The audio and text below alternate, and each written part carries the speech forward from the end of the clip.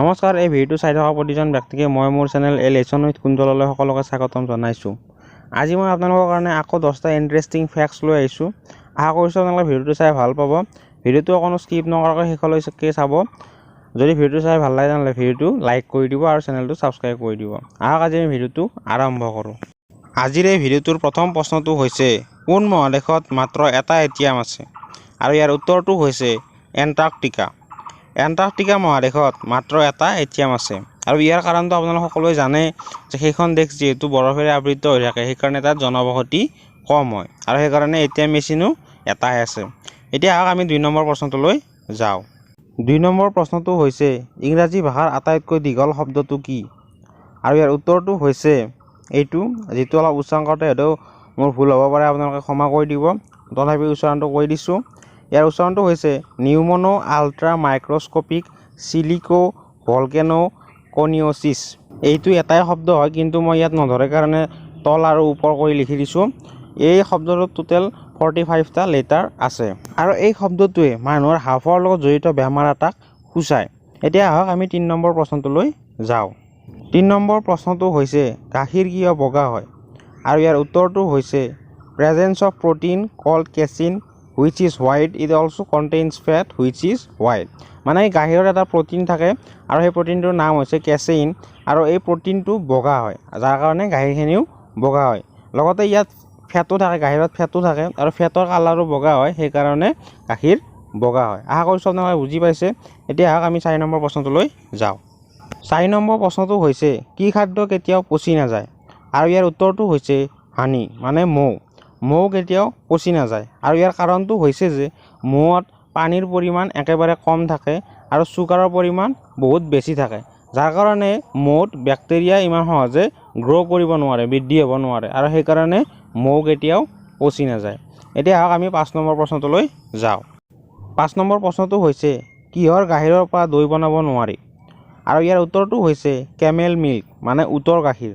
উটৰ গাখীৰৰ পৰা দৈ বনাব নোৱাৰি আৰু ইয়াৰ কাৰণটো হৈছে যে আমি সকলোৱে জানো যে দৈত লেক্টিক এচিড থাকে, মানে দৈ হ'বলৈ এচিডৰ প্ৰয়োজন, কিন্তু উটৰ গাখীৰত এচিডৰ পৰিমাণটো নাথাকে বা কমকৈ থাকে, সেইকাৰণে দৈ নালাগে।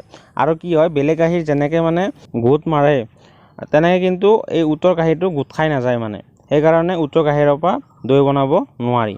এতিয়া আহক আমি 6 নম্বৰ প্ৰশ্নটোলৈ যাওঁ।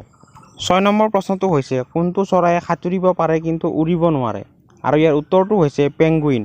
পেংগুইনে সাঁতুৰিব পাৰে কিন্তু উৰিব নোৱাৰে আৰু ইয়াৰ কাৰণটো হৈছে ইয়াৰ পাখিকেইখন একেবাৰে চুটি হয় আৰু পেংগুইনটো একেবাৰে ডাঙৰ হয়, গধুৰ হয়, যাৰ কাৰণে সেই পাখিকেইখনৰ সহায়ত, সেই চুটি চুটি পাখিকেইখনৰ সহায়ত তাৰ ইমান গধুৰ বডিটো মানে সি উৰাব নোৱাৰে।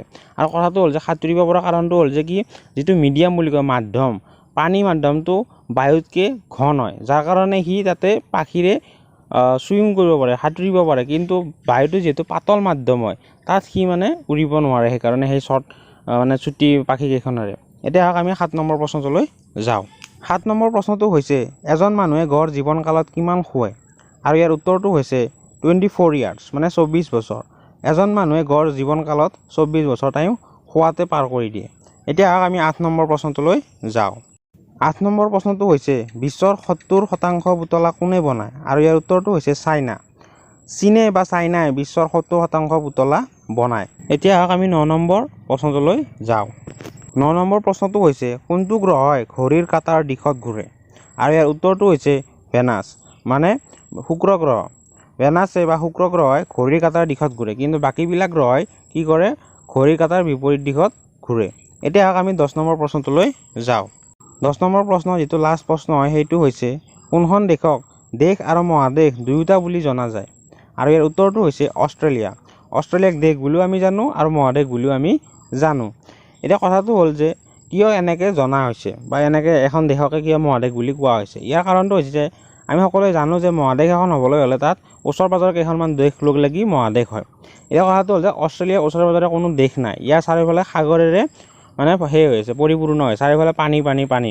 তো ইয়াৰ চাৰিওফালে কোনো দেশ নোহোৱাৰ বাবে অষ্ট্ৰেলিয়াকে এখন মহাদেশ বুলি কোৱা হয়। আশা কৰিছোঁ আপোনালোকে বুজি পালে প্ৰশ্নটোৰ উত্তৰ আৰু গোটেইকেইটা প্ৰশ্নৰ উত্তৰে বুজি পাইছে। যদি ভিডিঅ'টো চাই ভাল পায় তেনেহ'লে চেনেলটো প্লিজ ছাবস্ক্ৰাইব কৰি দিব আৰু কাষতে থকা বেল আইকনটি বজাই দিব, যাতে মই এনেকুৱা ইণ্টাৰেষ্টিং ভিডিঅ' দিলে আপোনালোকে লগে লগে নটিফিকেশ্যন পাই যায়। লগতে ভিডিঅ'টো লাইক কৰি দিব আৰু কমেণ্ট কৰি জনাব ভিডিঅ'টো কেনেকুৱা লাগিল, ভাল লাগিলেও জনাব আৰু কি বেয়া লাগিছে, ক'ত মোৰ কি ভুল হৈছে সেইখিনি আপুনি নিশ্চয়কৈ কমেণ্ট কৰি জনাই দিব। আপোনালোকৰ কমেণ্টবোৰ চাই মই নিজৰ ভিডিঅ'বিলাক আগলৈকে ইমপ্ৰুভ কৰিবলৈ চেষ্টা কৰিম। আজিলৈ ইমানে, ধন্যবাদ।